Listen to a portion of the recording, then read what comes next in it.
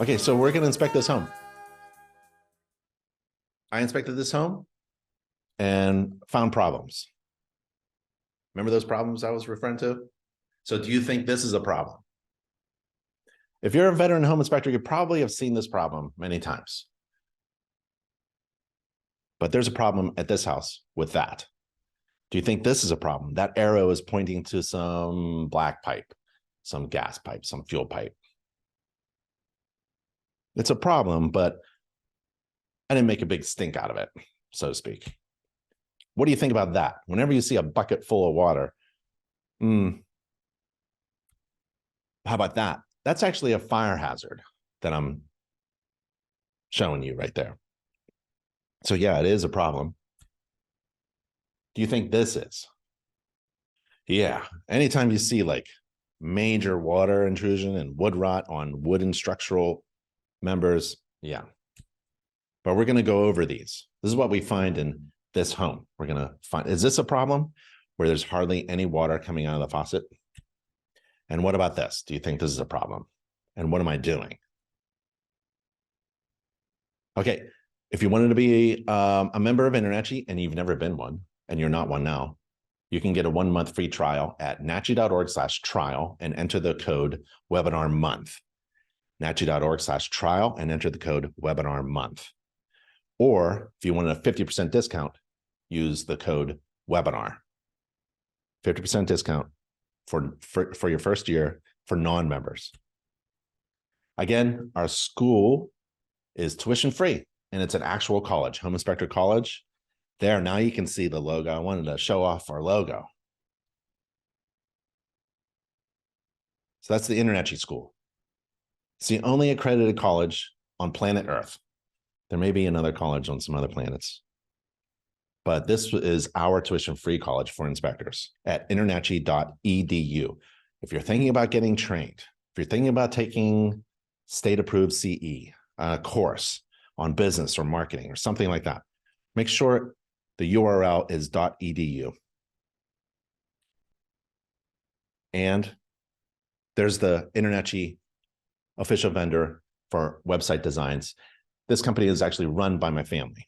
So you're going to get a really good service. Promise. Get a new custom website with SEO already built into it. And InterNACHI negotiated a low price of $2.99, one-time design fee, $16 a month. Do not pay anybody for SEO. Don't even open an email. I get emails all the time. Hey, we've looked at your website. It's got serious problems. Hire us to get on page 1. Did you know there's no page 1 anymore? It's just a scroll. There are no pages anymore. We're going to inspect this house. I inspected it. I took about 300 pictures, found those major defects that we just listed and showed you. So let's inspect this home, okay? Thanks for attending. If you have any questions or if, awesome, thanks, Edward. If you're attending live and you want to tell me something, I'm going to look down at the chat feature. There's a chat feature. This is the benefit of attending a live class. And then if you have a question, you can upvote a question. Oh, I see. So you all were telling me through the Q&A that you can't see your screen. Tell me through chat, right? Questions on the Q&A and then chat me things, okay? All right, Jose, can you start again? Yes, I just did. Sharing your screen? Yes, I think I'm sharing my screen. We're all on the same page. Are we good? Let's inspect this house. This house was so much fun to inspect. So we can go over these topics. Thanks, y'all. Let's inspect the home. Let's learn how it works. Let's find problems. Let's follow the standards of practice.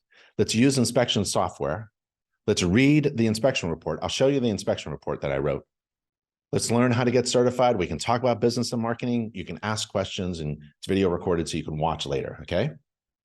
We can talk about anything you want. Just put it in the Q&A or chat.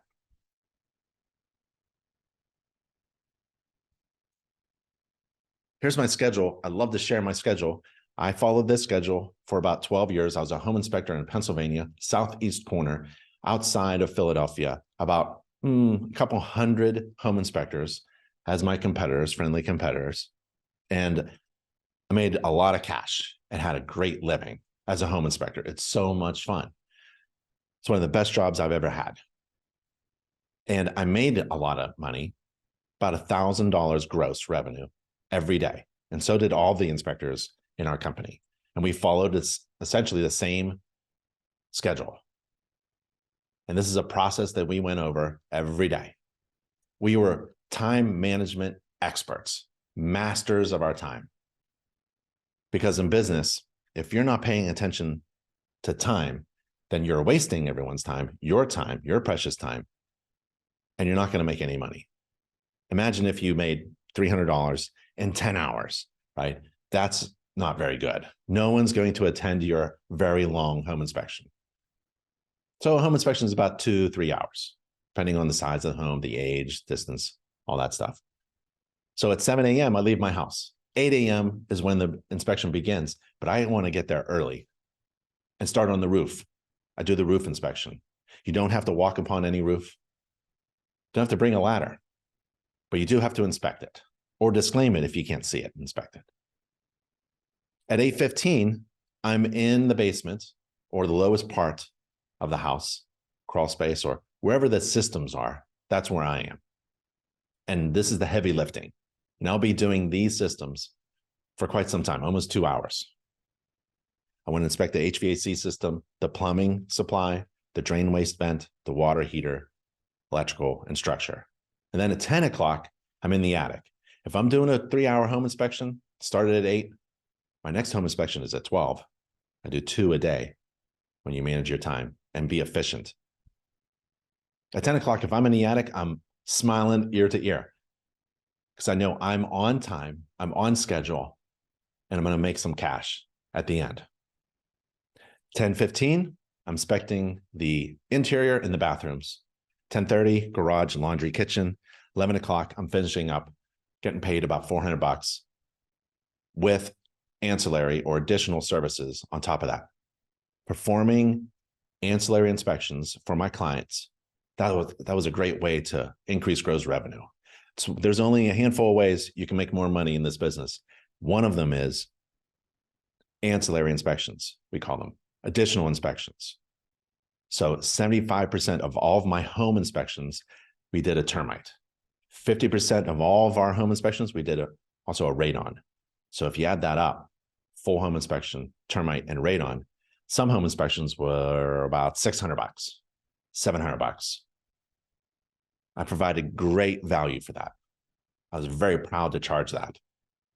I wanted to reach $1,000 per inspection. You can, if you add ancillary inspections, increase your fees based upon the enormous amount of value that you return to your clients. People will pay you hard-earned cash if they feel that they are overwhelmed by the value that you provide. Always charge on value. Always market yourself based upon value. And any conversation that you have with anyone related to inspecting, show your passion for inspecting and add value to the conversation. Let's inspect this home. And every home inspection begins with the standards of practice. I don't care if you're a 20-year veteran, you're always referring to the standards of practice. It's always in your head. If you're a beginner, brand new, it's a great way to begin. This is the foundation upon which to build a great home inspection business and also process. If you have a team of inspectors, you have to manage them and make sure that they're all doing the same thing, essentially, minimally. Now, you can exceed the standards of practice for sure, and I did as well. But the standards of practice is where you begin. It's essentially your checklist of what are you required to inspect and what are you not required to inspect? What are you responsible for and not responsible for? First section in the standards of practice is roof. You want to go there? Let's see if we can go there.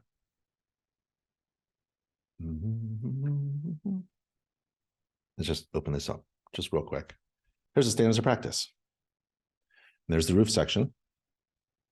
And it tells you the inspector shall inspect, the inspector shall describe, and the inspector shall report. Inspect, describe, and report. That's essentially what you do. You have to inspect these things. So you add those things into your checklist, write it on a piece of paper, and then get that paper and transfer it into your software. And then make sure your software runs on a mobile device. So I have software here. You can see my software. Let's see. Where's my software? I can do this later. I didn't prepare. So I got Spectora on my software, right? And so here's my next inspection. So you just go through the standards of practice, the checklist. Now you can add things if you wanted to in here.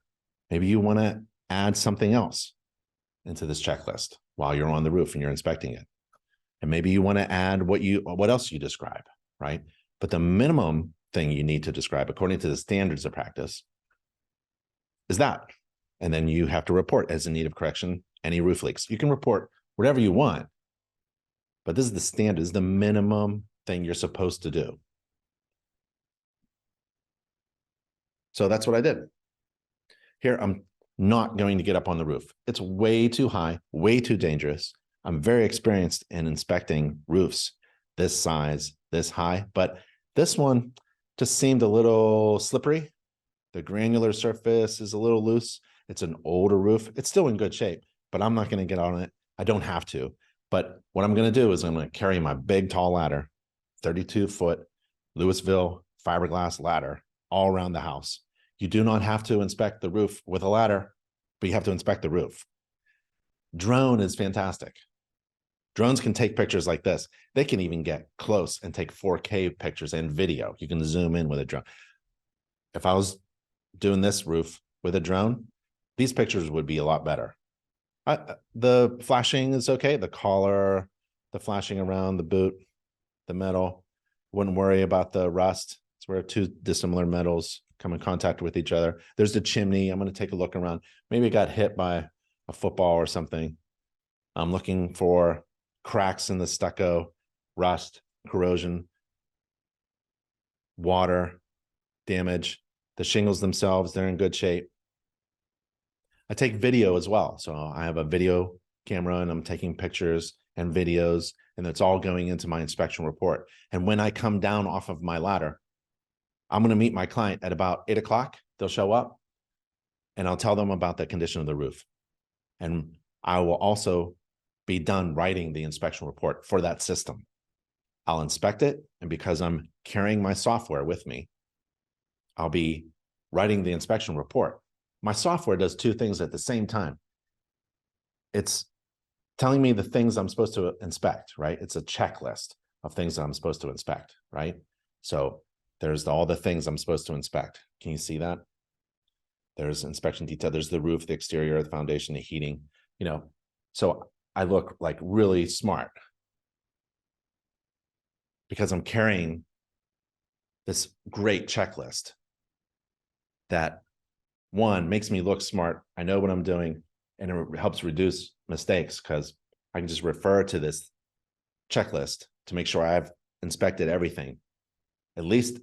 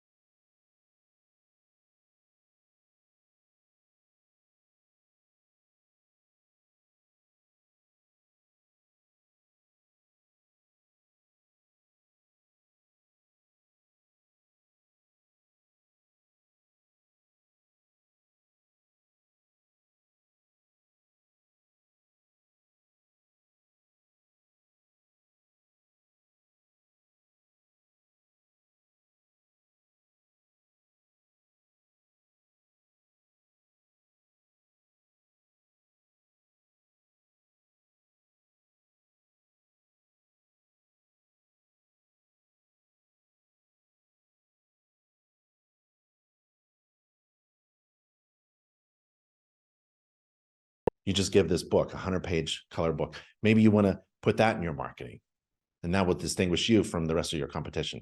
Maybe you use infrared, maybe use a drone. Find something that distinguishes you from the competition. So this helped me distinguish.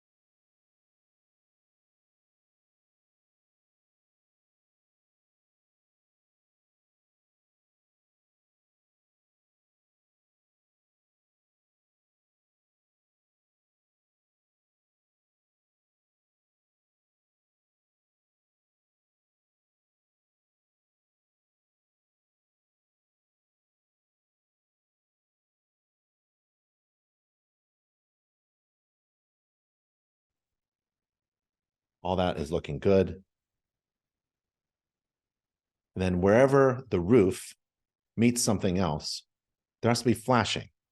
And I want to make sure that the flashing is installed properly. This looks pretty good. They grooved it into the top of the flashing, the counter flashing, and then there's step flashing down here.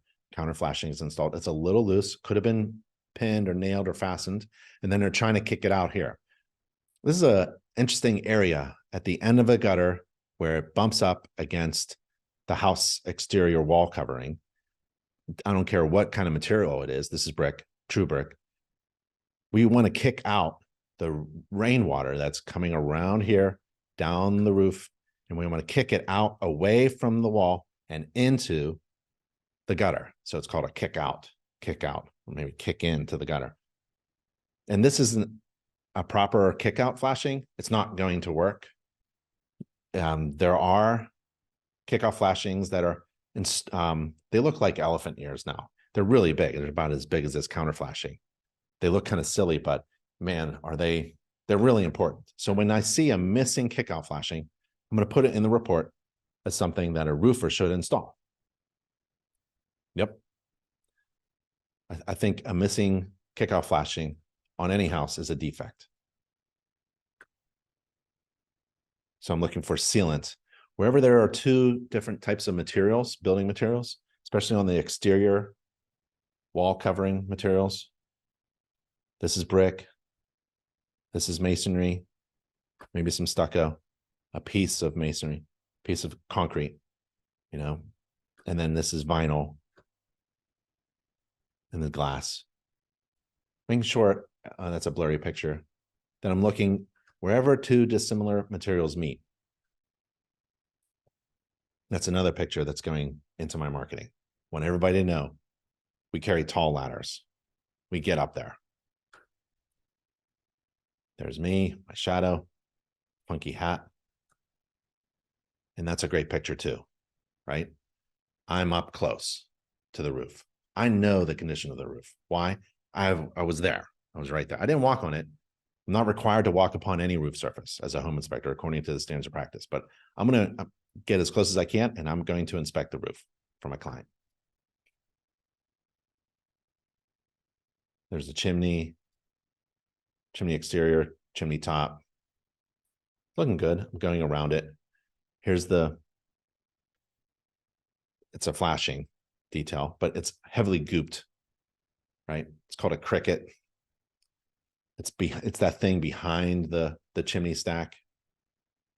It's that little guy right there to divert water away and around a very wide chimney. but it's heavily, like they nailed it down there and then it just gooped a lot of sealant. This is, temporary. Like sealant is Band-Aid, right? So just gonna have to monitor that. Or maybe it already leaked. That's why they're, so this is just a crack of the masonry, the stucco, and there's some step flashing here. And the stucco itself is the counter flashing and the bottom edge of the flashing there. And then it comes down and there's no kick out. So I can see step flashing, right? And if you don't know what step flashing is, just take InterNACHI's roof inspection course. And then the kick out is missing. There should be a kick out flashing here. And, maybe I'm dwelling over this component too much, making a big deal out of it. It looks nice, right? I mean, they have the shingle, it's kind of like out there. That looks pretty good. It looks like it'll work, right? Yeah. Yep. But really, that is a defect. And I'm going to put it in the report. Let's say I don't have any problems below this area. I don't have any signs of moisture intrusion or roof leaks or chimney problems or staining of the stucco. Nothing wrong. I'm still going to put it in the report as a defect. That's how important this one piece of flashing is. But I do actually have some staining below. So there's that missing flash out above, missing kick out flashing. There's the end of the gutter where it butts up, connects with, touches the exterior siding of the chimney, the exterior of the chimney.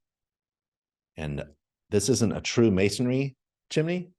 It's made out of wood and it's wrapped with stucco, like stucco exterior. So now I have a concern about water, not only staining the exterior stucco, but also maybe causing water problems inside. That's the thing about kickout flashing. If it's not installed, water can go through a little hole in this area right there and penetrate. Well, how do I know that's what's going to happen? I don't know. I really don't. But just my experience is that could happen. So it's been staining.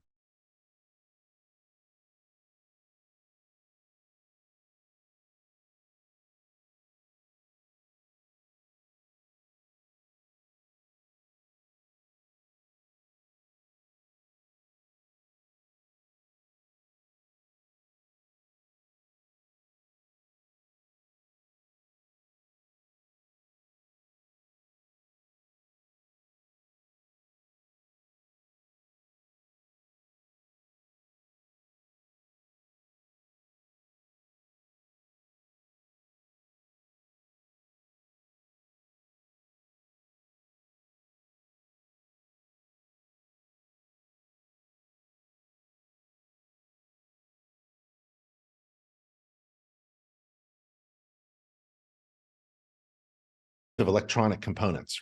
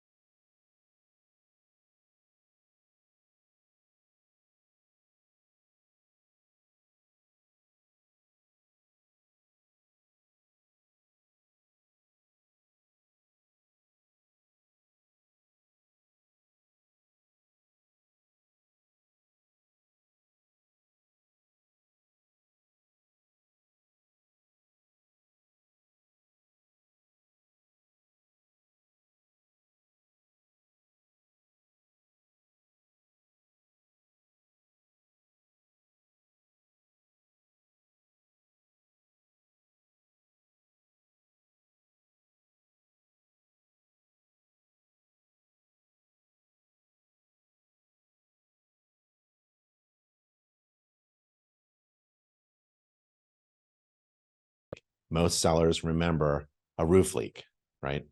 And so you ask those, they're supposed to disclose that kind of stuff when you ask them. But I give my clients, if it's a brand new roof, I can pretty much tell them that it's relatively new. And then I tell them if it's around 10 years old or at the end of its service life. So brand new, mid, or at the end is where I'm trying to give my clients a good estimate. If we don't have any information from the seller, I'm going to do my best to give them an idea of what they should be budgeting for. Should you be budgeting for a roof replacement very soon or not, right? That's a good type of roof structure, type of shingle. Yeah, John, just go to the standards of practice. The standards of practice will tell you what to report upon. Okay, there's a little discussion about solar panels. Okay. Exterior. I think about water. So in Pennsylvania, it rains a lot in Pennsylvania. It also rains a lot in North Carolina. It rains a lot now, just about everywhere. I mean, I moved from Colorado, used to be some semi-arid. Now they have downpours and floods in Denver. So think about rain. And it's coming down. It's going to hit these components of the roof. And it's going to be diverted away because it's not waterproof. It's just supposed to be diverting away, right? Water resistant.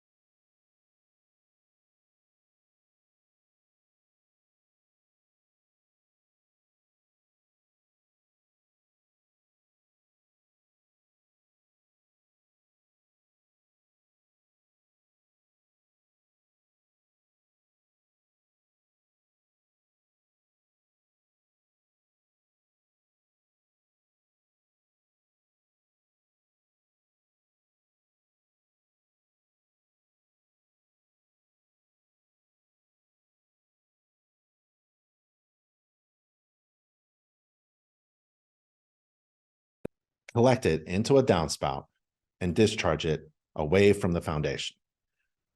Gutter, downspout, discharge. We want this away from the foundation. Especially, I know I have a basement. A basement for you Floridians is an entire floor underground. So we had a lot of basements in Pennsylvania. And that means a lot of water intrusion areas to inspect, potential water intrusion. How do the downspouts divert water away from the house? This one's dumping water up against the driveway, which is really great during the winter time because then this becomes an ice rink, ice skating rink. I can't tell what's going underground. I'm not responsible for inspecting anything that goes underground like this one or behind dense vegetation. I can see this is discharging here, and maybe we need to have a low area here. Maybe we need to fill this in, get that water away from the house, right? Get this water out of here. There's hundreds of gallons of water during a heavy rainstorm being dumped by this downspout. We want that water away. We want the ground sloped away from the house. We want hard surfaces sloped away slightly from the house. We don't want them diverted towards the house. We want a clearance between the bottom of doors and windows and the ground. So this is ground right here, comes down, and it's even with the window. So you can imagine snow melt, let's say. Snow is piled up here and it melts. This is coming right in, right? It's so much fun to figure all this out. So they put a window well on this one because this one doesn't have a window well. It's just there's grade there. There's ground there. This one, the ground is higher. So you put a window well. You can buy this at Home Depot, Lowe's, or something like that and put it in. And then this should be filled with gravel. And hopefully it can just drain by itself. If not, there's a big complicated system about drainage pipes that should have been installed when the house was built. And if it's not there, it's really difficult to install now. But the idea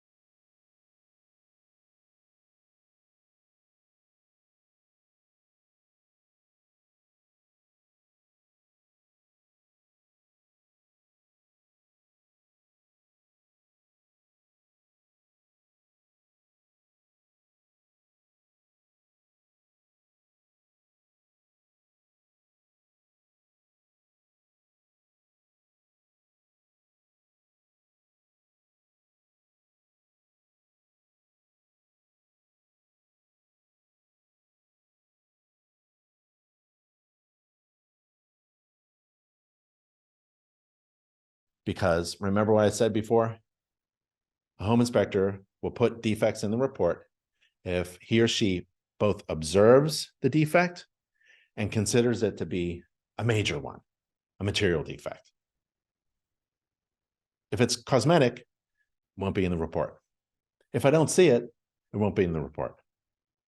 It may be there on the day of the inspection, but it won't be in the report unless those two things are checked off. I have to both see it and consider it a major defect. I hate these things. Oh, they just scrape my face and my arms and my legs and my back. Really difficult. But you can see that there's a lot of dense vegetation. And I can see maybe there's things I need to get closer to. So I'll try to get really close. I don't like this area because what is this, a weep hole from the brick? So close to the ground. Is this a low-lying area? So I'm kind of excited because we have low-lying areas near the foundation, and I'm thinking about that kickout flashing and the downspouts. So when I get to the basement, I'm going to really have a lot of fun. Dense vegetation. I have no idea what's going on here, right? There could be a huge hole right there. Yep. There really could be. I'm being transparent. Yeah, there could be a major problem right behind it, but that's not my problem.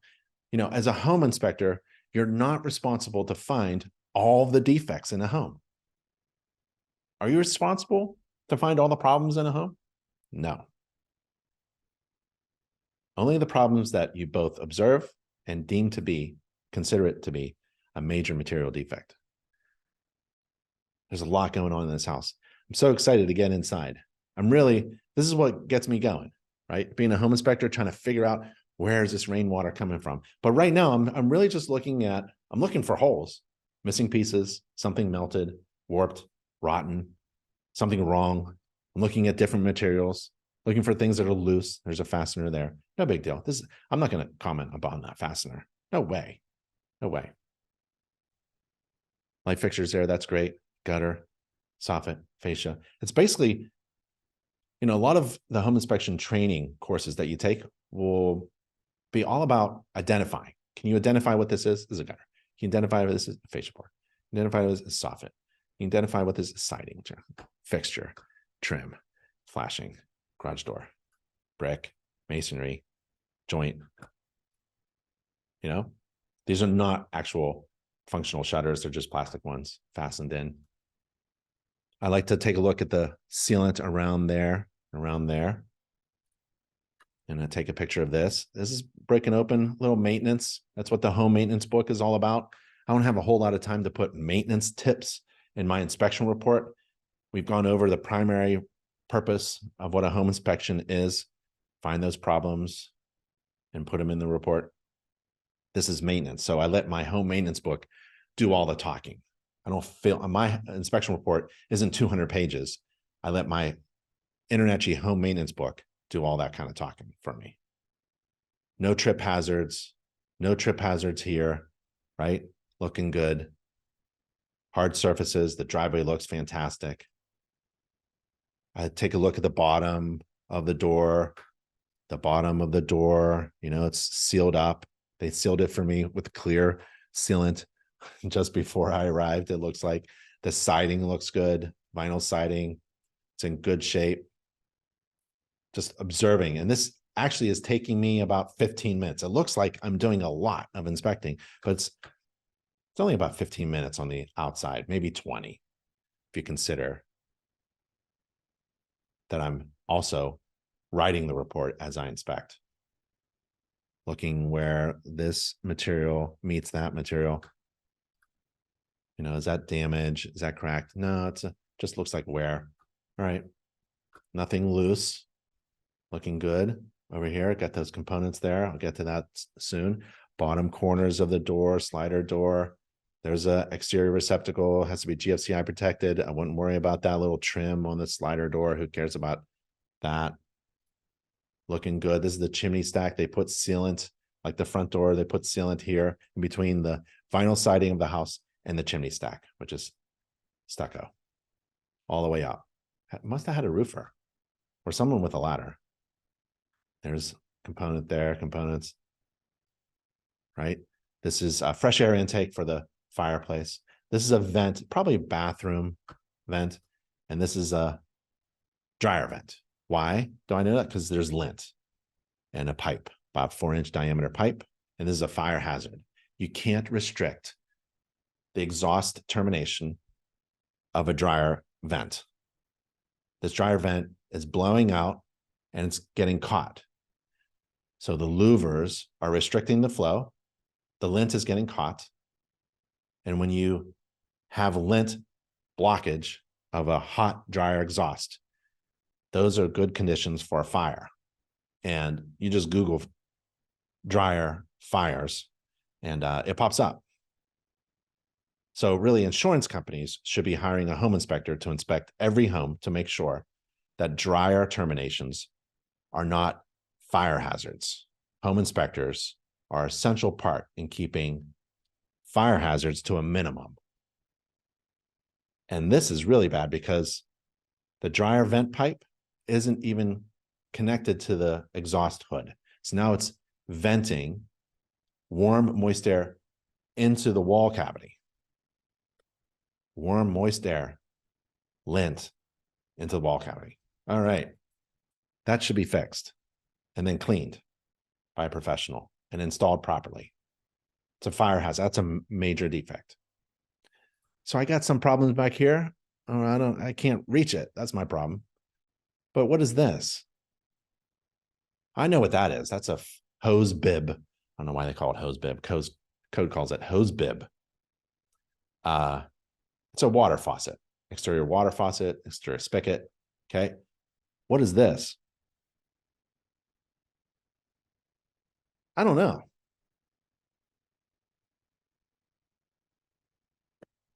Is that a problem that I don't know? No, it's not a problem. I don't know a lot of things. You kidding me? I don't know most things. I only know a few things. And I know that I don't know this. It could be a lot of things. It could be sump pump. Well, it's kind of high for a sump pump, but it might, if this is the water spigot, usually, you know, this is the band rim joist here, and they'll pop through this. Looks like, I don't know if it was installed with by the builder or something. Why does it go down underground? This is a clean out? I don't know what's going on. It'd be kind of cool if it was a sump pump. Maybe I do. I don't know. If someone asks me, hey, what is that? I'm not going to just make something up. I'm going to say, I don't know, but I guarantee you, I'm going to do a little research and figure it out, whether it's at the inspection or later. I'll try to figure it out. If I can't figure it out at all, we're going to ask the seller, the occupant, the owner to explain it. Someone's going to give you the answer. That's what I'm going to tell my client. There's a water spigot, works. There's another water spigot that works. There's a plug here for lights. There's a exterior receptacle. All exterior receptacles need to be GFCI protected so no one gets shocked. There's a meter there. It's hard to get to because of the dense vegetation. It could be sealed up. We don't want water to go behind the meter itself and do damage to the wood structure. There's a line going to the electrical panel. I see the grounding wire there. I don't see a rod. I don't have to. I'm not digging things up. There's the gas meter. It's close to the ground. There's a gas shutoff valve. I'm not worried about the rust on the meter, and the meter in itself goes, the gas line from the meter goes into the house there. Could be sealed up. We don't want little mice to get in there. There's the air conditioner unit surrounded by dense vegetation. It's not very efficient because we want a lot of clearance. We want a lot of airflow through this coil here. The fan turns on and air passes over the coils, right? Excuse me. There's a refrigerant line, suction line. Here's the disconnect. Take a picture of the label. There's a disconnect there. Refrigerant line looks good. Little rust. I'm not worried about it. I'll kick it on, but really we need to trim this back. Next is heating and cooling. We doing good? Yeah, Kenneth, I think it was the sump pump. Austin, that's a clean out, I think, for the sump pump, but we'll see. Yeah. Okay, we good? Yeah. Continue? Yeah. Okay. Heating and cooling. There's a thermostat. Emergency shut-off switch, so you can turn off the unit from afar if it's like on fire or something. And then there's the unit itself. So from this distance, when I do a home inspection, I like to think of phases or distances, afar, mid, and real close. I'm going to touch it if I'm real close. So from afar, I take a picture, and then I move closer. I'm taking pictures of like the components, and then real close is I'm touching each component. And that's how I learned. That's how InterNACHI courses teach you. And that's how code is written. Code is written in chapters, chunks, systems, and then they go into components, right? So it's big and then little. So in my mind, you inspect like big and then little. So in my mind, right, I have a furnace. I have a gas-fired furnace because there's a gas line. I have an air conditioner, saw the compressor unit outside. Here's the interior coil. It's forced air, duct work. Here's the return, probably furnace here, air conditioner here, trunk or plenum supply here. Next to it, I have a pipe. Air conditioner produces condensate, has to drain somewhere into a pump. The pump has a discharge tube. I don't know where that goes. I'll follow it. It's an electric pump. It's plugged in, so I have a cord there. Gas line, gas valve. Oh, is there a defect here? Where's the gas valve for the hot water tank? I don't know. Well, what if I wanted to shut off the hot water tank? What if I wanted to shut off these units? Shouldn't there be a valve here? I can see there's a valve here for the furnace. Where's the coupling? Where's the union to disconnect the furnace from the? So this is a drip leg, right? I don't think code has a measurement of the sediment trap, drip leg sediment trap. 3 to 6 inches. This one's kind of long, no big deal. But you're supposed to be able to shut off before the sediment trap. You're supposed to be able to shut off the gas in order to clean it out. No one cleans out, right? So the gas valve, I'm expecting it to be here. Now, I'm going down a rabbit hole. I'm not a code inspector. I'm not a plumbing inspector. I'm not a plumbing code inspector. I'm here to do a home inspection. I would love to see a valve for every gas-fired appliance. That's about it. Love to see a drip. That'd be good, right? But this other thing that I'm considering about, maybe I'll do some research later. Where is the valve supposed to be in relation to the sediment trap or the drip leg? Maybe I'll look that up. Here's a shut-off switch. Here's the plug. I have a hot water tank. Cold water coming in, hot water coming out, and they're both gas-fired. I see vent pipes. I've identified everything in this picture here. Oh, brick. The unit itself, it's a great idea not to set a metal jacket appliance on a basement. So they lifted it up, and we've got concrete foundation. I've identified everything this. If you can identify everything in this picture and talk about it, whoop, shut-off valve on the cold water supply line, you're doing really well, right? But here's the thing that I'm going to, just for fun, maybe in the evening or something, or in the weekend, I'm going to look this up. I'm going to look up the 2021. That's currently the most recent code. IRC for sediment trap, right? It's G2419.4. It'll tell me everything I need to know about sediment traps, right? Did I have a link? Oh, yeah, I have a link. Oh, I have to log in. We'll do it later. So InterNACHI's courses, remember Home Inspector College, tuition for our Home Inspector College provides free online courses to everyone. It's accredited. Our courses are actually based upon code. Whenever code changes, our courses get reviewed and updated. And so when you're a home inspector, trained and certified by InterNACHI, you're highly knowledgeable about what is going on in a home. Refrigerant lines coming into the air conditioner. It produces condensate. It's going to drain into a sump pump, a condensate pump. It's plugged in with a service switch there. Take a shot of the unit itself. You can turn it on and off. There's a shutoff valve. Oh, there it is. It's inside. The coupling, the union is inside. I can see it. So I'm going to take a look maybe at the code. There it is. And there's a gas-fired unit, burners, draft fan, blower fan to circulate the air. There's the air filter. Pull it out. It's clean. They cleaned it for me just before I arrived. The burner's there. I'm going to kick them on. I don't want to see any damage, rust, or corrosion. Draft inducer fan and all the components. You take the InterNACHI's advanced HVAC course. We go over every component and tell you what it does. And we actually pull it out of the unit. It's really cool. This is the connection pipe, the vent pipe, exhaust pipe for the furnace. It connects with the hot water tank, and then it goes up to the chimney. We saw that outside. Remember the slight rust and corrosion? And then take pictures of labels. And next is plumbing. So remember, I'm managing my time. I got there early, 8 o'clock. My client shows up. I tell them the condition of the roof. I got a problem with missing kickout flashing, right?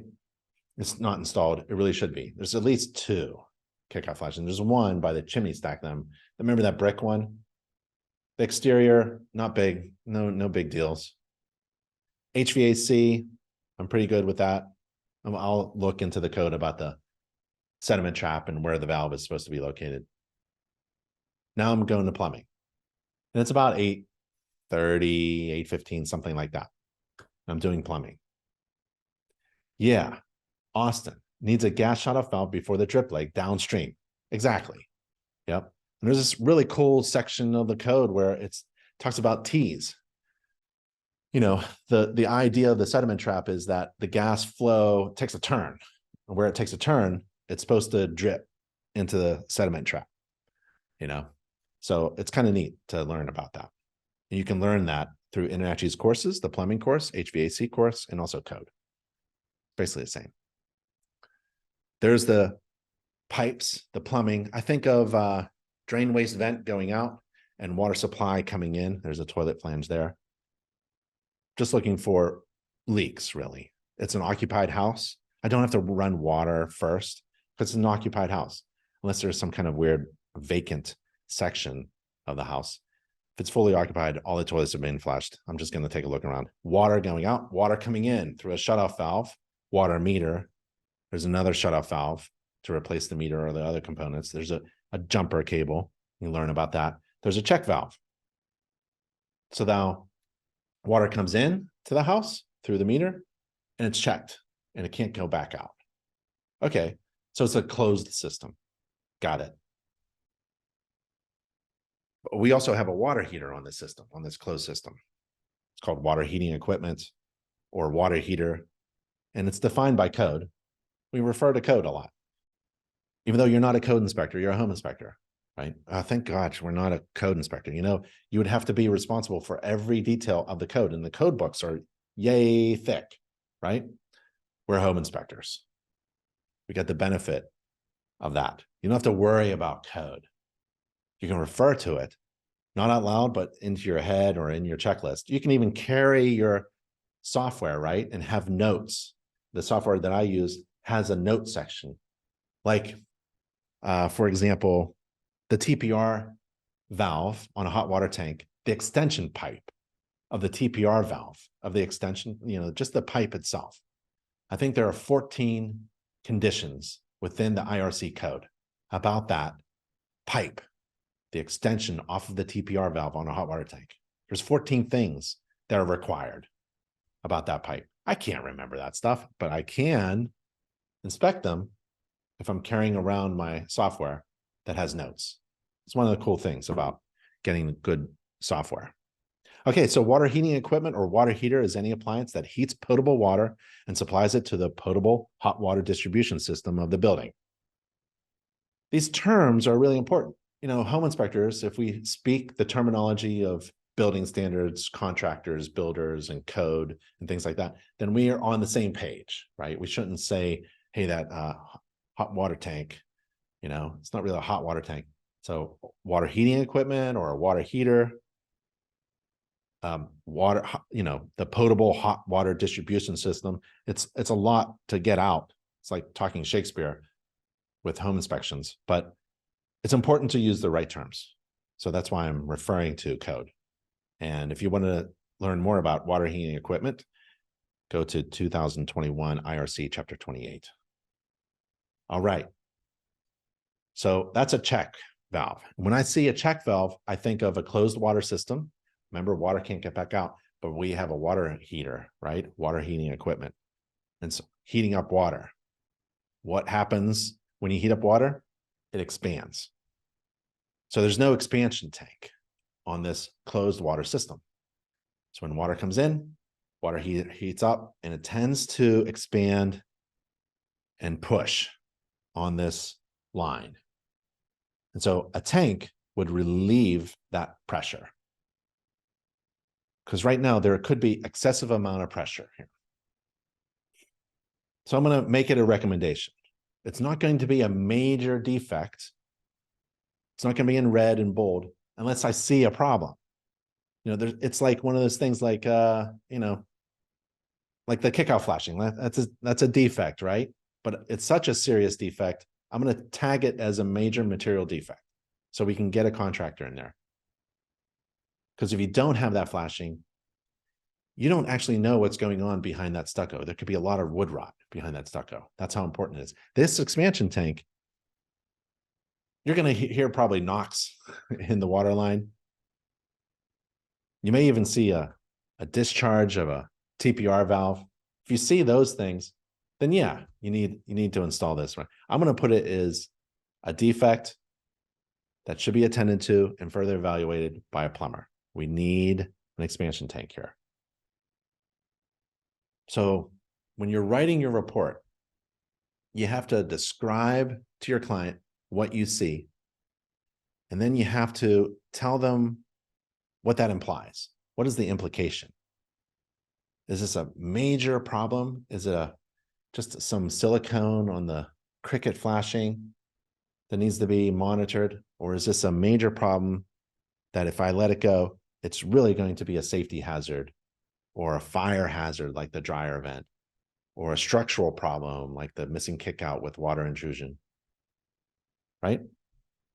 You have to tell them then what to do after that. After you describe it and give them the application, what do? Have it further evaluated by a contractor. So there's the TPR valve, there's the extension, and it's dripping.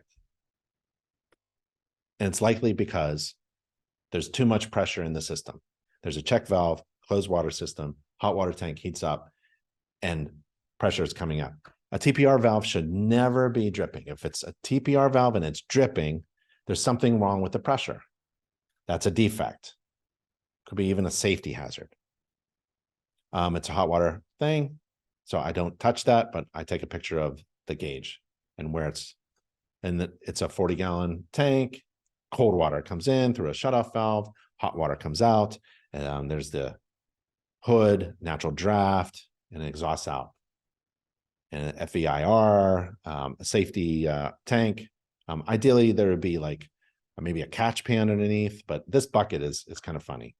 They have a water problem and they don't even know what it is. That's okay. Most homeowners don't know that this is a problem. I mean, it's just like, oh, I guess it's supposed to leak. So I'm not pointing fingers at a home, as a home inspector, I'm not pointing fingers at the seller saying, oh, you should have known. Most sellers don't know how to maintain their home. That's how critical a home inspector is. The local neighborhood home inspector should inspect every home in the neighborhood as part of a homeowner's routine maintenance plan. The homeowners here didn't know that they have a plumbing problem and potentially a safety issue. We don't want this hot water tank to explode under pressure. Every home should be inspected by an InterNACHI certified home inspector. Okay, so there's the basement. Basement is next. Basement, foundation, crawl space, and structure. That's what's required by the standards of practice. I'll take a look. What software? Samuel asked, what software do I use? Right now, I like Home Inspector Pro, Home Gauge, and Spectora. I've used 3D, TAP, other inspection software. I think I've used them all. I like Spectora. But what you need to do is try them out. Because, man, once you jump on a ship, it's hard to jump ship. So try them out. Ask for free trials. Go on the message board of InterNACHI's message board. Ask around. And you can email me, ben@internachi.org. I've got some discounts from software providers, and I can show you what to do and how to make sure that it's good software and test it out. So yeah, just compare them, right? Make a list of, and then, ask for reviews. Ask other inspectors what they like and why. Okay. Okay, good. Sump pump, I knew it. I knew it had a sump pump, I didn't see the discharge, or maybe I did. Remember that pipe, that funky pipe that went underground with a clean out? I think that's what this is. There's water in the sump pump. I'm going to say that to my clients. It's a manual float. I'm going to reach in, or I'm going to reach in with a gardening tool. This is a 3-tine hoe. It's a gardening tool, and it's an extended thing, so it extends out. So I can reach in, grab the sump pump, and float, and then I like this tool. If it's dry, I'm going to tell my client at the time of the inspection, the sump pump was dry. Or at the time of the inspection of the sump pump bucket, there was water. I try to write in the past tense because conditions can change. If it was dry, and then it turns out after a big heavy rainstorm, it floods, right? It fills up. I can't predict future events, but it was dry at the time of the inspection. If you say it is dry, then that kind of conveys that it will stay dry. Nope, that's not what I'm saying. I am telling you the condition of the home at the time of the inspection. I'm not telling you what it's going to do in the future. There's the tube from the condensate, air conditioner condensate pump. It pumps into the sump pump. That's why it's probably wet. It's probably wet all the time. So my client should understand that. I'm not saying a wet sump pump is a bad thing, but if you're sensitive to indoor air quality issues, this is one of the nasty things in a basement. Think about it. Dark, wet, damp, always wet. Not really, not really. Those are the elements where you can have a lot of indoor air quality issues for sensitive people. There's a check valve there, and it's plugged in and discharges outside. So that's cool. There's the rest of the basement, floor joists, ductwork. There's the basement there. Where the sewer line goes out through the foundation wall, they patched it up, and some efflorescence there. I'm not sure about the watermarks when they came. It's not wet to the touch right now, but that needs to be monitored, right? Maybe during a heavy rainstorm. See how that looks during a heavy rainstorm. I'm not sure. Some pumps right there, that's a good thing. But yeah, that's efflorescence. You can learn about that in our structural course. And there's a part of the foundation wall that was maybe not poured well, Maybe there was a void there or some kind of problem, and some water penetration came through and they patched it up, and there's efflorescence and watermarks and multiple watermarks. Not sure when those watermarks took place. Could have been years ago. It's dry to the touch now. But if you're not sure what all this looks like, all this is cracks and patching and efflorescence and the white stuff and the watermarks, we have a structural issues for home inspectors course. Let me show you where that is. So you go to NACHI.org, any NACHI.org page, NACHI.org, get started, click training and education to get to our education page. All of our courses are provided by tuition-free college, InterNACHI.edu. Search for structural issues for home inspectors. Course pops up, log in, and you go into what to look for inside the home, structural issues, and you go down to basement and crawl space. And this is what you can look for. So we highlight a good bullet point list of things to look for.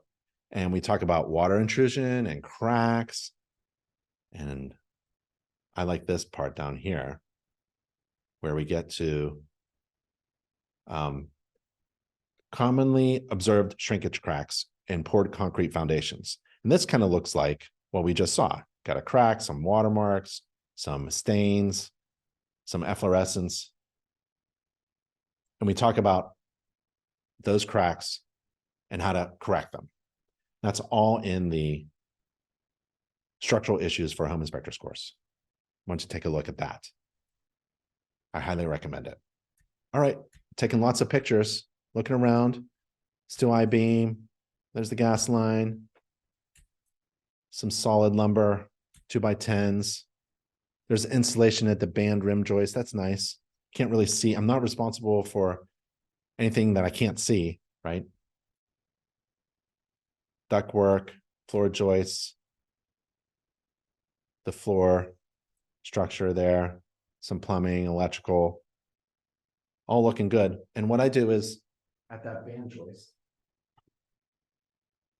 at that band rim joist, I get my gardening tool and it's extendable, right? So I can extend it out and then move insulation and put it right back.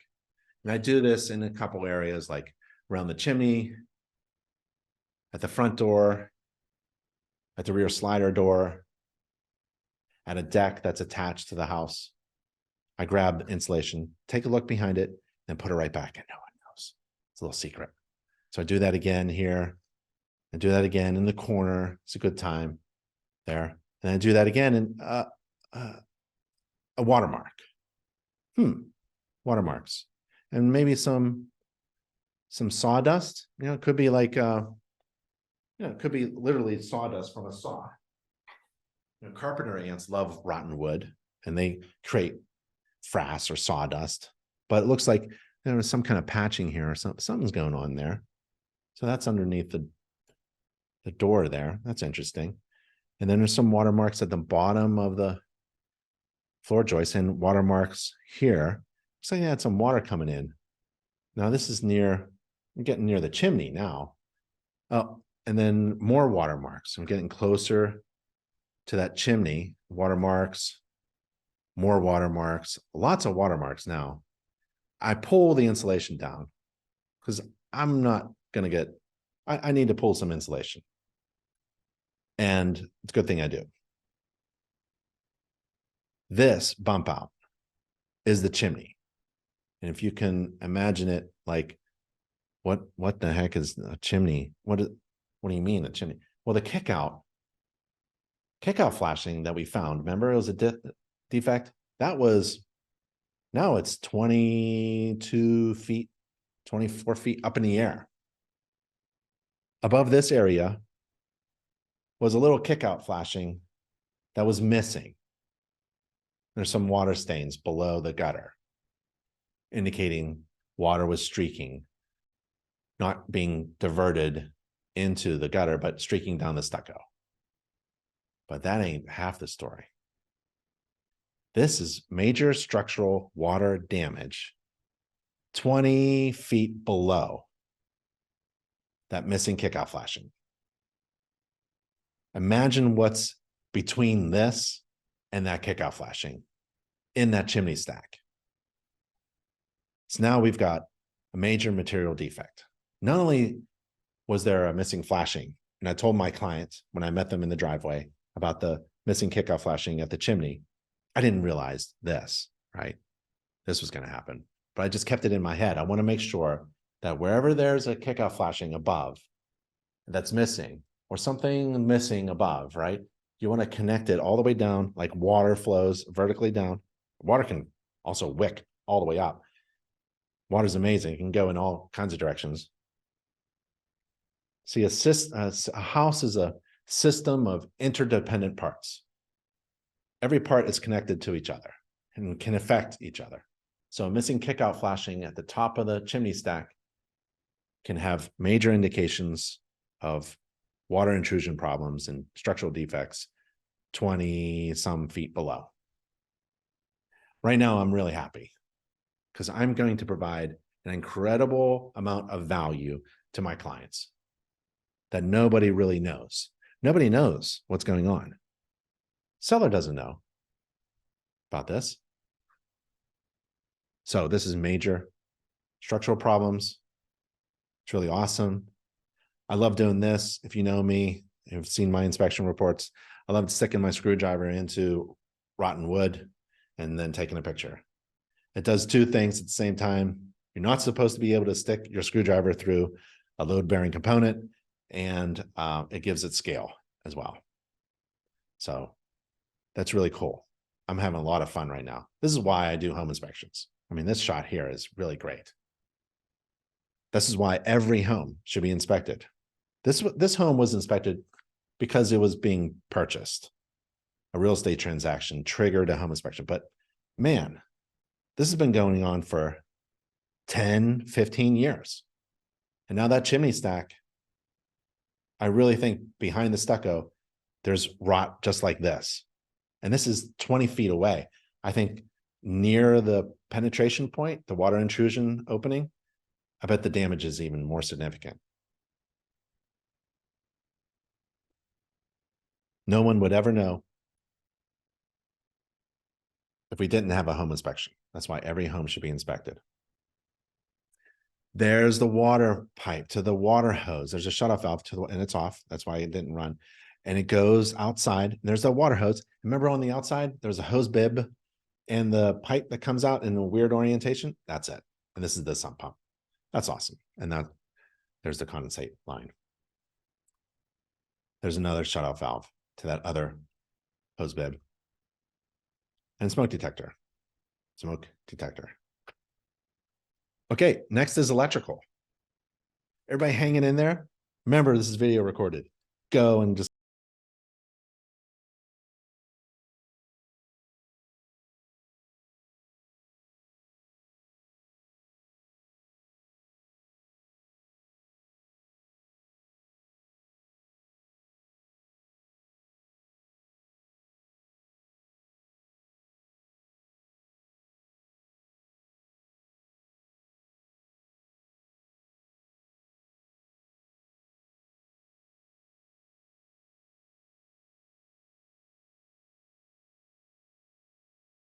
wires look good.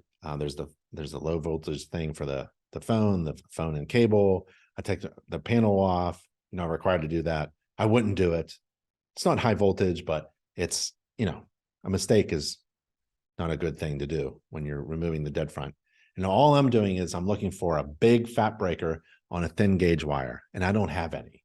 I don't have any problems. Really don't have any problems here. I'm looking for melted wires, melted casing, something loose. I don't really grab wires. I don't really touch anything inside. I'm just a visual and only inspection. But what I really want to do is look for a big fat 20 amp breaker on a small 14 gauge wire. That's called an ampacity problem. So you don't want that to happen. I'm not going to go crazy about the multiple wires under a lug. That's good. I'm just looking for major. Don't worry about that. It looks good to me. Looks good. Okay. So we have an electrical panel checklist You can incorporate that into your software. We have an electrical inspection course all about inspecting electrical systems and components within the house, including the distribution panel, the main panel.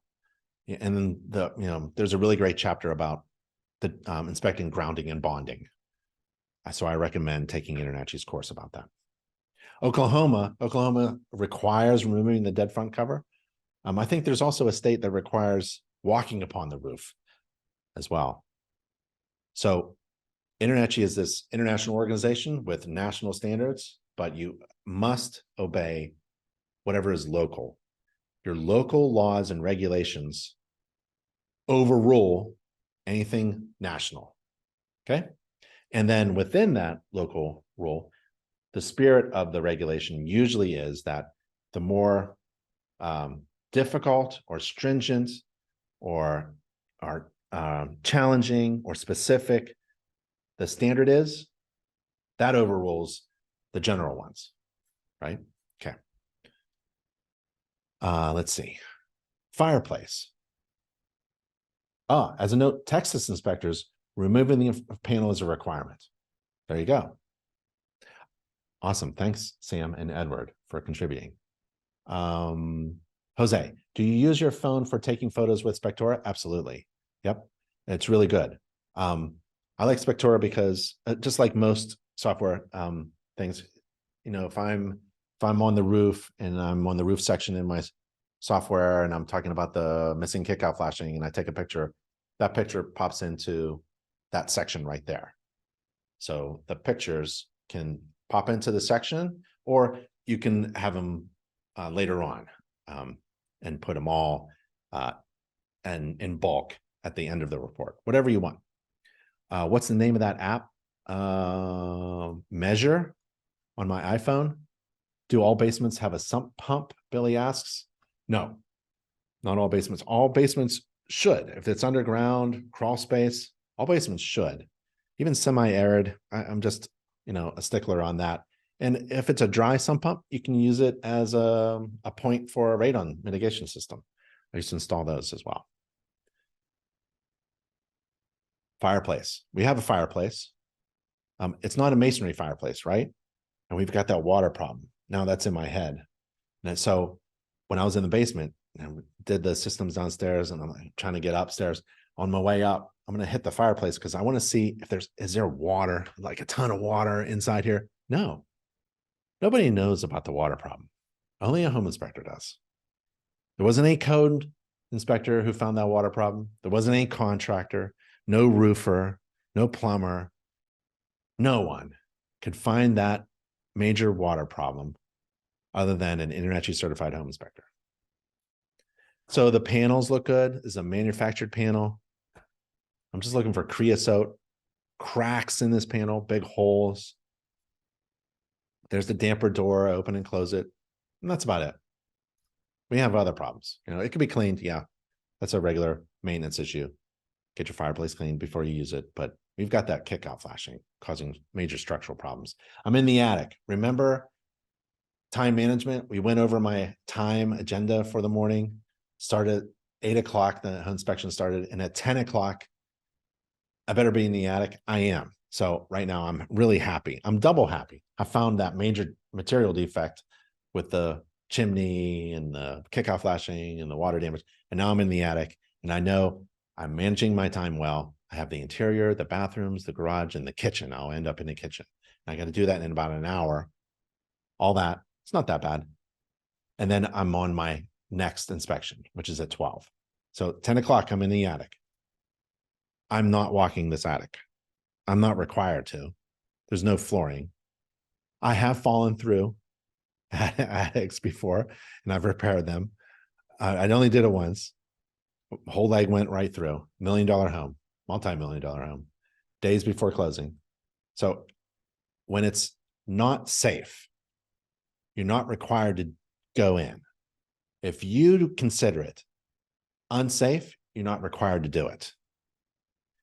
I would argue in Texas and Oklahoma that requires removing the dead front cover. If you consider it unsafe, I would have my attorney conversation with my attorney. Like, do I actually have to, if I consider this unsafe? Let's say the access to the dead front cover is over the dryer, right? And you can't reach the dead front. Or some other thing. Maybe you see some scorching, or maybe you use the voltmeter and it's live when you touch the dead front cover. If you think it's unsafe, you have to document why you feel it's unsafe and don't go. Okay? Don't have to risk your life. The most important thing for a home inspector is coming back home safe. Doing a great service. Don't skip stuff, but just come back home safe. And InterNACHI actually has a safety course. We have a bunch of safety. We even have a ladder safety course, but a safety course for home inspectors. That's a really good one. Reminds you don't have to risk yourself. You can do a fantastic inspection without risking your life or doing something that's not safe. And you could be the only one who considers it unsafe. Guess what? That's what the standards of practice says. It's up to the inspector to determine whether it's safe or not safe for the inspector. This is not an objective thing. It's subjective. It's up to your opinion whether or not you deem it, consider it to be unsafe or not. Okay. Bathrooms is next. I'm out of the attic. I don't find anything wrong. There's no active roof leaks and no structural problems. No one's cut any trusses. So I'm in the bathroom. It's basically the same thing over and over again. Flush the toilet, run hot and cold water to sink, look at the traps, look at the valves, do the shower, tub, drain, walls, floor, ceiling, GFCI, vent, windows, door, out. Plumbing access panel would be nice too. Okay, flush. There's the sink. And there's the other sink. This is the master bathroom. I get in the shower, don't turn the water on, and I'm pounding on the walls. And if my hand goes through right there, if my hand goes through that tile wall, I'm really happy. Because that's my job. I'm supposed to find problems. Your hand is not supposed to pass through a tiled wall. If it does, you have found a problem. You didn't create one, you found it, and that's your job. So if you do damage, that's your job. If you turn on a dishwasher and it leaks all over the floor, that's your job. You found a dishwasher leak. You didn't cause damage. If you stick your screwdriver through a floor joist, it's not supposed to do that. You didn't cause a hole in the floor joist. You found major wood rot. Okay. So doing damage is okay. Make sure everybody knows that this tile was soft and my hand went right through it. There is functional flow coming from the shower head. Toilet's flushing and filling up. Sink is running and there's functional flow. And I'm trying to redirect the shower head to a corner, trying to make it leak, actually. I'm trying to make it leak right there. And if it leaks, found it. Just use some sealant. There's a tub, big tub. Probably no one uses it. So I'm going to fill it up and then I'm going to drain it and make sure it doesn't leak in the ceiling below. Hot and cold water. Turn it on, cold, hot. And all of a sudden, everything shuts down. I got the tub running. I don't know how many gallons per minute. I can measure it. I can measure the pressure. I think in Texas you have to. But everything just shuts down. I'm barely getting any water out of the sink, barely getting any water out of the shower. So that's an indication of a low flow. I'm not a plumber. I'm not diagnosing this.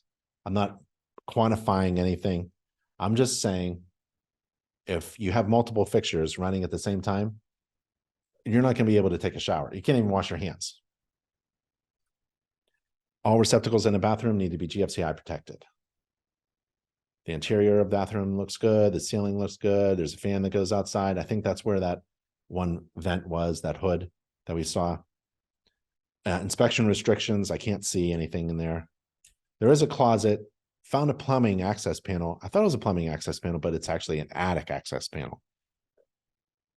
And there's one strip of insulation, but it's over the garage. So it doesn't have to be insulated. This is, outdoor air. It doesn't have to be insulated. So careful. Don't call this out as a defect, like, oh, missing insulation, when actually it's not really needed. It's outside the envelope. Hallway bathroom, same thing. Toilet, tiles. Trying to pound on the tiles. I'll pull on the soap dish. any kind of handles. You got a good flow there, got a good flow there, got a good flow at the shower. Plumbing access panel, no water leaks. That's great. There's GFCI protection at the bathroom receptacles. Door opens and closes. That's good. Lowest floor half bath. Flush the toilet.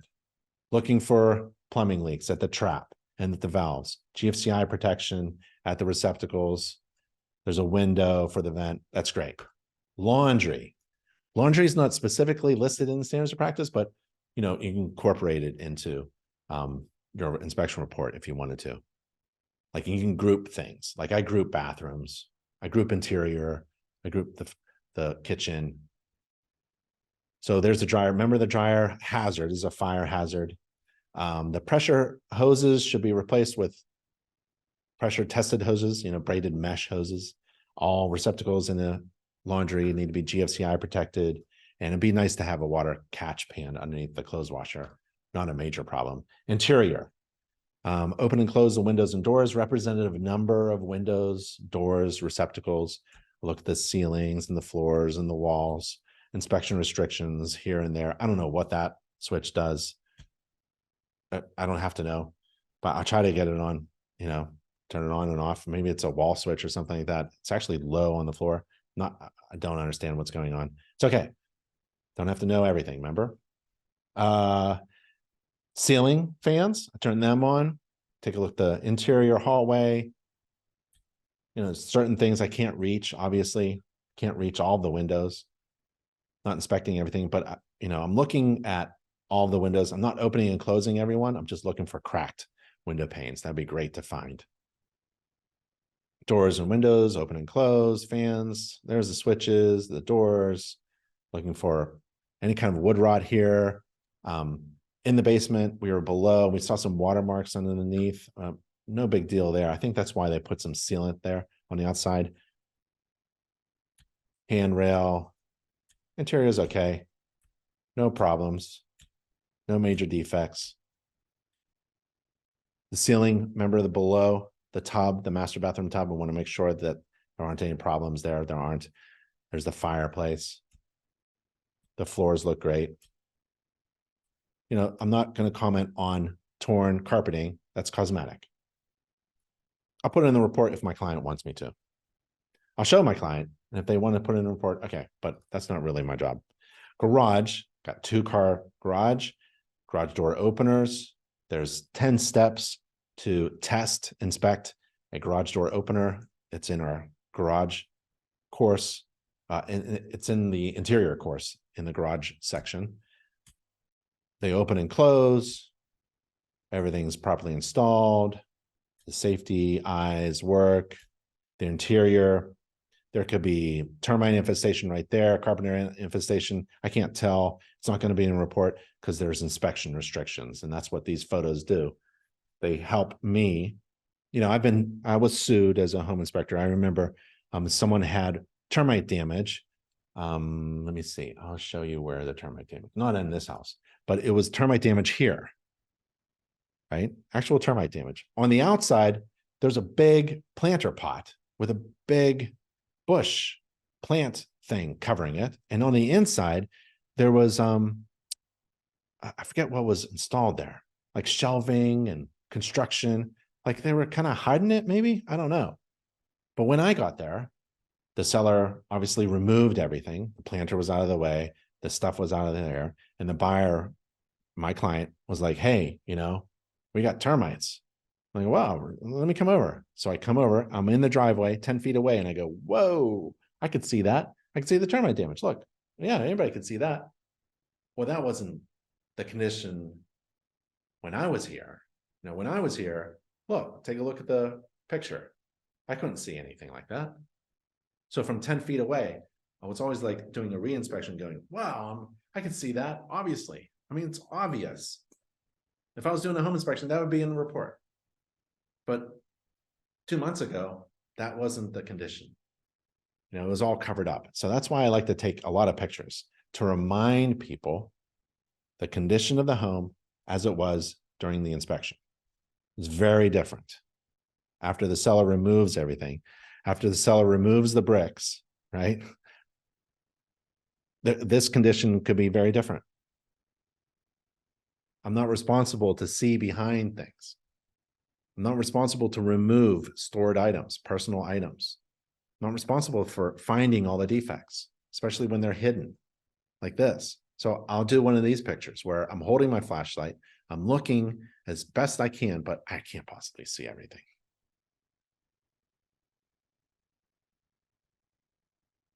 But as you can tell, the value of having your home inspected is still incredible, incredible value. I'm in the kitchen.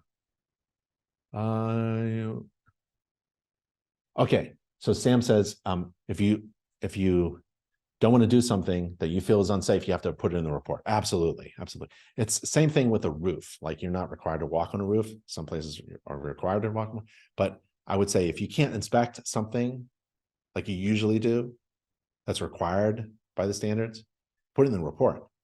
Like, if you can't get into a crawl space, you make sure you identify which part of the crawl space you can't get into. Because sure enough, there could be something back there, right? And if someone assumes that you got back there and you actually didn't, you really should put it in your report. If someone is assuming that you took the dead front cover off, because that's what's required by the state, but you didn't, I'd put that in the report. Absolutely. Sam is correct. What else we got? Does your time schedule cover 900 square feet to 5,000 square feet? Resume longer for bigger. Correct. So InterNACHI has a fee calculator. Email me, ben@internachi.org, and I can send you that calculator. And you enter, there's a couple of factors. I like to have a baseline fee. $396 was our baseline.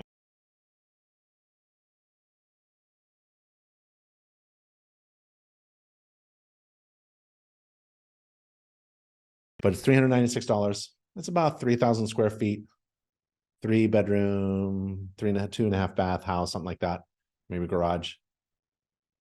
So we start there. If it's older, like 50, 100 years older, 100-year-old house, probably more defects, a lot more to inspect, and we're going to charge more. If it's bigger, like square footage, we'll add to every 1,000 square feet, right? If it's far away, if it's more than 50 miles away, we'll add to that. So you need an office manager or skill set to manage these inspections, especially if you have a team or you're doing more than one a day. If you're not, you need to make enough money that day, right? So if you can't do 2 inspections, you got to bring in that revenue for that one day. So you have to charge. If you're traveling far, you won't be able to do 2 inspections that one day. So you have to charge for your time. You have to charge for your time. If your client wants you and it's 2 hours away, they'll pay you. Just tell them, that my time is valuable. I have to charge for my time, charge for fuel. Fuel prices are going up. Charge for the age, charge for the size, and based upon a value.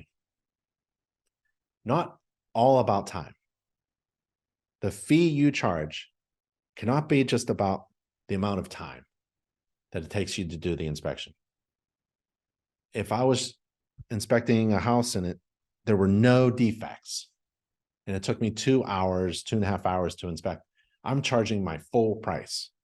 I don't care if I didn't find any defects or not. If the home didn't have any defects at all, it was a perfect house, no problems. That's amazing information. That's incredibly valuable information. I don't discount that because the house doesn't have any defects. So always charge based upon the value that you provide. And the home inspection business and marketing course will take you through these mental exercises and force you to think about what kind of company you run and how much value you can provide to your clients and what distinguishes you from your competition. Kitchen sink, garbage disposal, valves, electrical connections, things like that. So I'll take a look at that. run the kitchen sink. All receptacles in the kitchen need to be, especially counter receptacles need to be GFCI protected. So we have some receptacles that are not. We actually have 4 receptacles that are not GFCI protected. Missed them. Darn it. Is this a defect? Yeah. Maybe it was built to code. I don't think so. Could have been.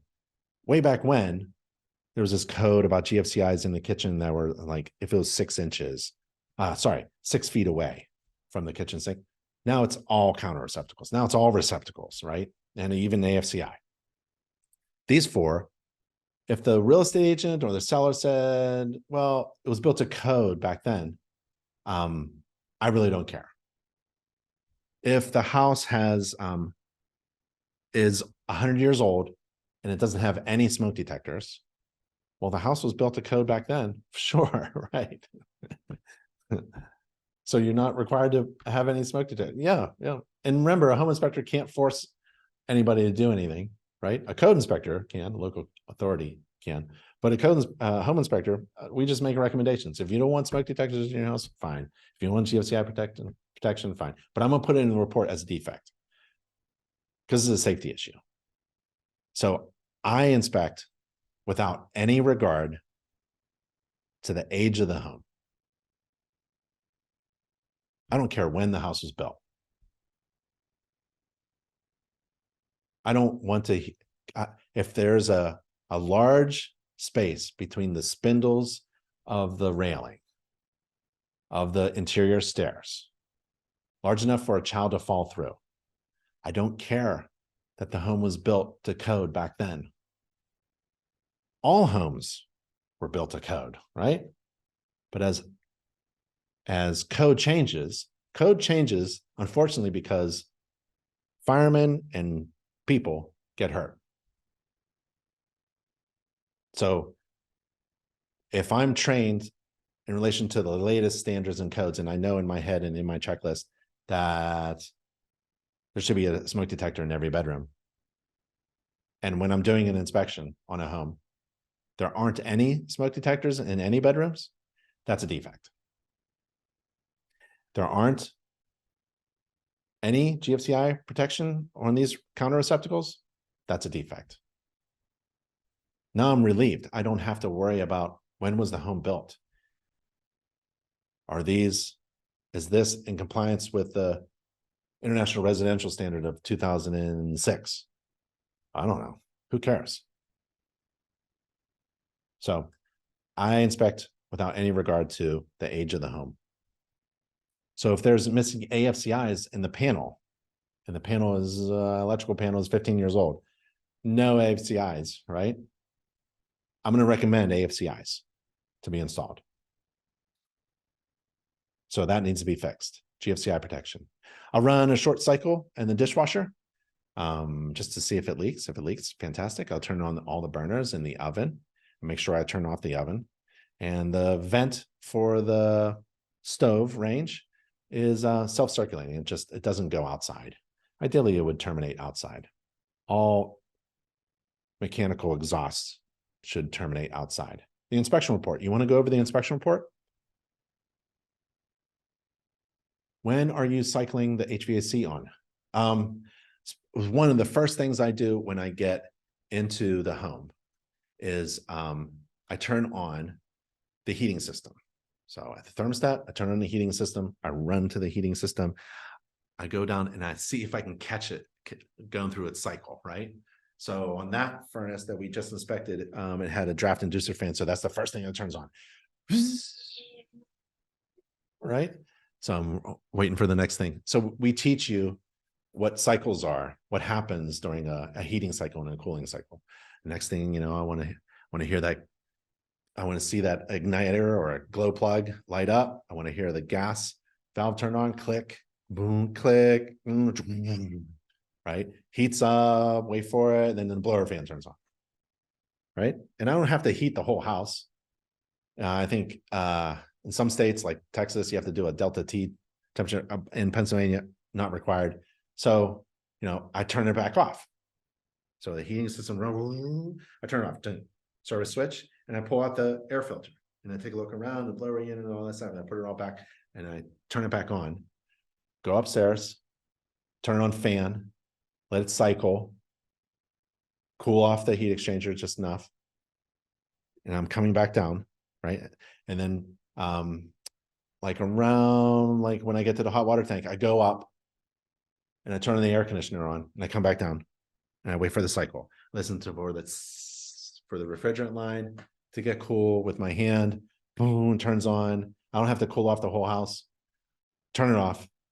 Finish up the basement and the heavy lifting systems. Come back up and put the thermostat back where it was.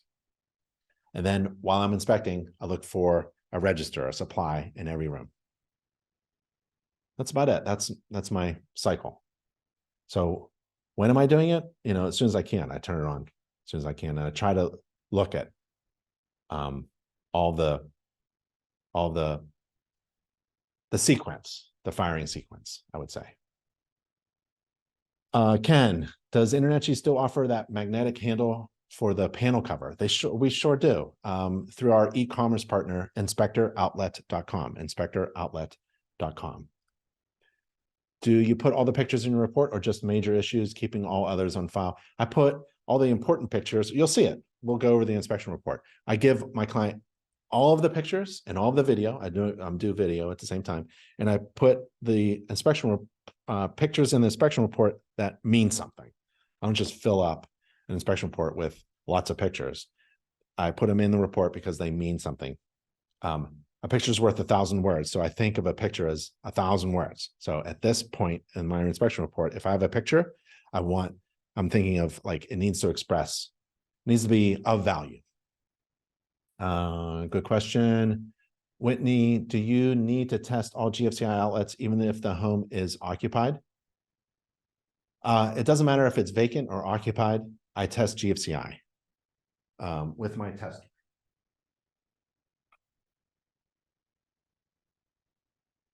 Oh, that's yeah, where do I have? Yeah, I must have done an inspection somewhere.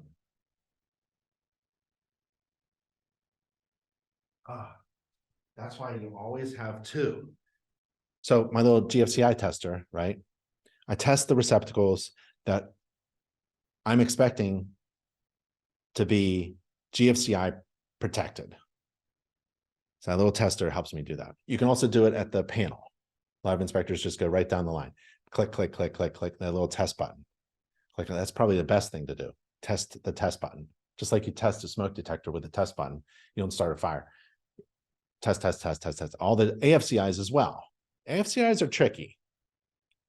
AFCIs, if there is an occupied person working from home, and now a lot of people do, and there's a lot of computer equipment, I don't want to turn off the power, right, during the workday.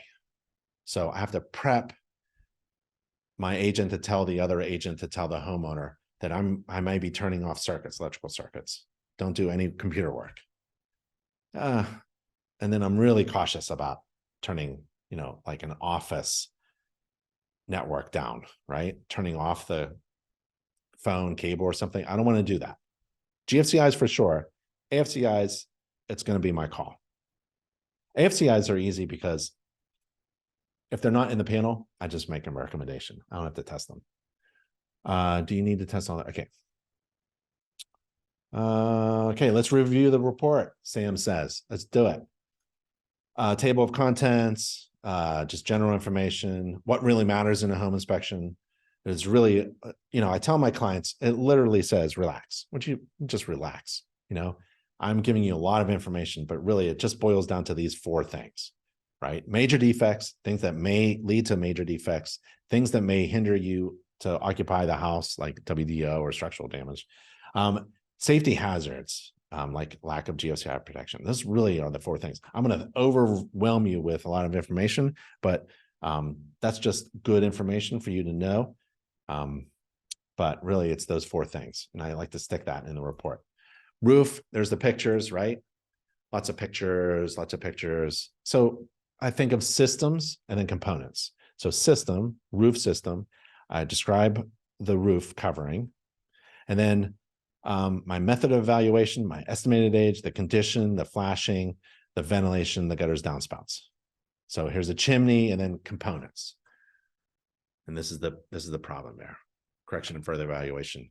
Boom. There's my screwdriver in the floor joist. That's awesome.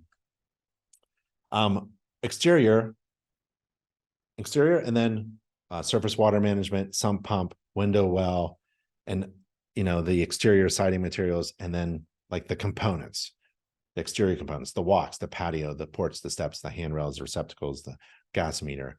So I think of a system and the components. And I made a comment about dense vegetation around the house. I don't have a picture of the dense vegetation. Maybe I should have. It's really your call, right? Maybe I should have put a picture of dense vegetation, but I'll give my clients a lot of pictures of the dense vegetation. So here's pictures of the heating system. Again, it's a system of parts, and there's pictures of every part. There's a cooling has parts, pictures of every part. There's a plumbing supply, drain waste vent. There's the pressure tank problem. TPR valve is discharging. That needs to be fixed. Electrical panel, no problems there, right? Structure, indications of previous groundwater penetration through a foundation crack, watermarks, may have leaked in the past, ask the seller. So water problems there. There's sump pump discharge. Infrared sensors, they're kind of high off the ground. This one's like a foot off the ground. Should be lower. There's the dryer vent. There's the attic space. There's the bathrooms.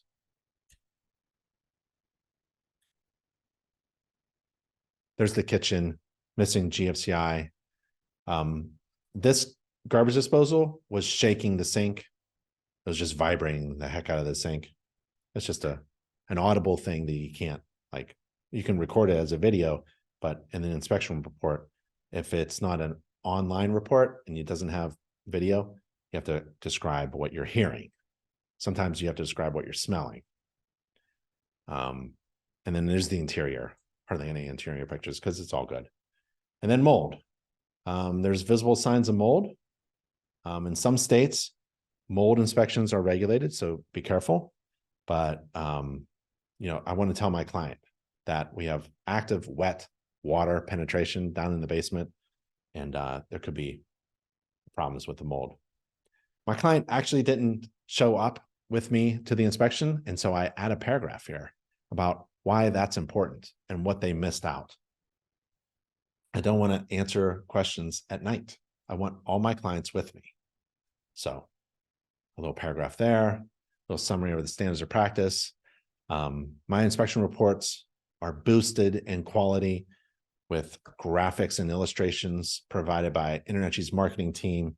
This illustration to show what I check helps me communicate what I inspect during a home inspection according to the standards of practice. And this was a free, high-resolution, downloadable illustration from InterNACHI's marketing team and gallery. We have thousands of illustrations in order to make your inspection reports look really nice. So if you were talking about the sediment trap, on the hot water tank, that's really nice. Illustration is worth 1,000 words as well. Here's a little thing about GFCIs if you want to describe, and here's the kick-out flashing. I kind of like this illustration about kick-out flash. This is what it's supposed to look like. And then report, conclusion, and walkthrough. I like that when I make a recommendation that it's supposed to be taken seriously before you close. So if you have a home inspection and the home inspector says, hey, you need to fix that, that means before you buy the house, that needs to be fixed. Or assume that you're going to fix it now. When the contractor comes and starts taking the stucco off the chimney, they're going to find a lot more problems than your home inspector did, because a home inspection is just a visual only inspection, right? So the contractor is going to remove stuff, look at things, and that contractor may say, unfortunately, well, your inspector should have saw this.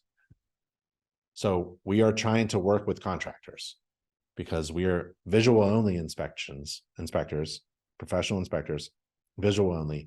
And the contractor comes in and tears things apart and obviously finds more stuff. And that's why it's important to follow up on the recommendations in your home inspection report before you close, or take on the responsibility and assume that things are going to get worse if you're going to fix it yourself. So if it's a real estate transaction, that's a little tricky. You got to balance that risk. Pre-closing, a pre-closing inspection is really important, and it should be scheduled at the time of the home inspection.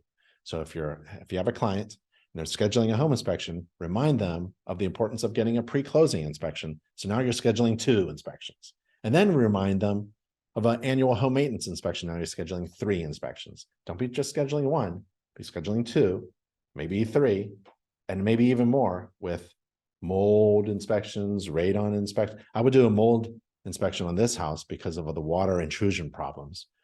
And I do a radon inspection because of the sump pump pit. And Pennsylvania has high levels of radon, and a WDO. So I would do a WDO inspection. That's a lot of inspection. That's probably a $1,200, $1,400 inspection right there, right? If you add them all up. Pre-closing is I come in just before you sign on the line. If it's a real estate transaction, just before you sign the agreement to buy the home, with the lending institution and all the real estate agents looking over you, right? Before you sign on the line, that morning, hopefully you get a chance to walk through the home, and the seller has hopefully removed everything. Now we can see things, right? Maybe we can do a little repair verification inspection. Maybe you ask the seller to repair something, and I can come in and make sure it's been repaired well and document it. It's your last chance to look around, right? And that's a fee, or maybe it's free, but it's something you can schedule. Now it's 2 inspections. Then you give your home maintenance book to your client and remind them. There's 12 reminders within the book. You tell them to read this, and there's 12 reminders within the book to schedule your annual maintenance. And we're neighbors. I just inspected the home. I want to help you maintain this home. So let's follow up. I'll see you in a year, okay? And schedule it. Okay, and then the ancillary inspections.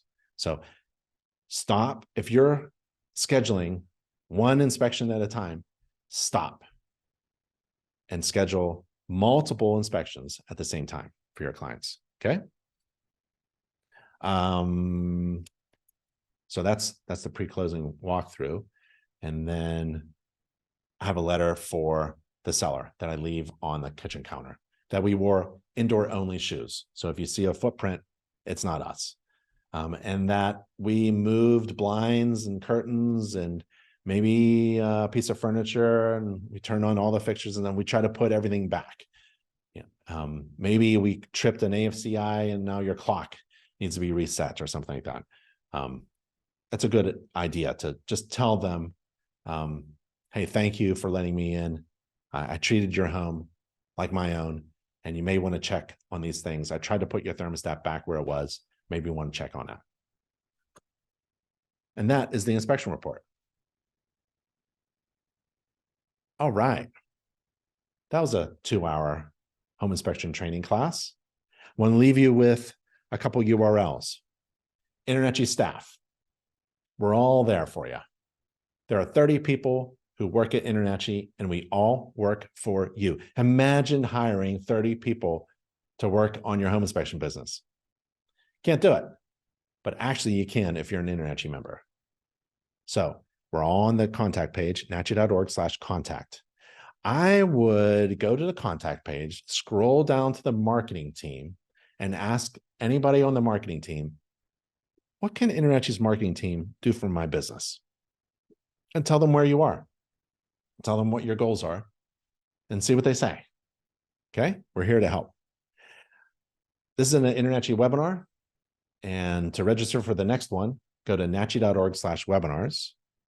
There's a 15-step checklist for being a successful home inspector, and that's at nachi.org/everything. If you're trying to find something, I bet it's going to be on that page, nachi.org/everything.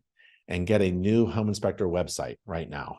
Keep your money in your pocket. Don't buy SEO. Don't buy a fancy website that's really expensive. Don't pay for managing. There's nothing to do when you build a website. There's nothing to manage. So InterNACHI's official vendor for home inspector websites, that's inspectorwebsitebuilder.com. And they are at nachi.org/website. All right, y'all. Thank you so much. Thanks for the chats. Thanks for attending. Thanks for the questions. If you have any more questions, I'm on the contact page. Stay safe and healthy, everybody. It was a lot of fun. Thank you. Bye, y'all.